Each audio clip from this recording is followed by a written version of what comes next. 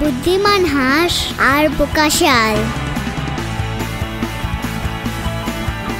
এক ছিল হাঁস, খুব বুদ্ধিমান হাঁস ছিল।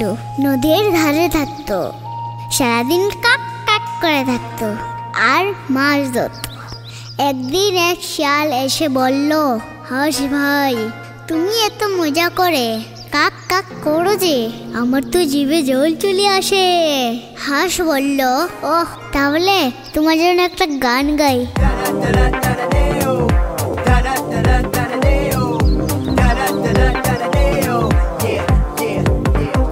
শিয়াল ভাবলো, এখনই চুপচাপ ঝাঁপ দিয়ে খেয়ে ফেলবো। হাঁস গান গাইতে গাইতে হঠাৎ বলল, তুমি একটু দাঁড়াও, আমি প্রথমে জুতা পরি, পানি গরম, পা পুড়ে যাচ্ছে।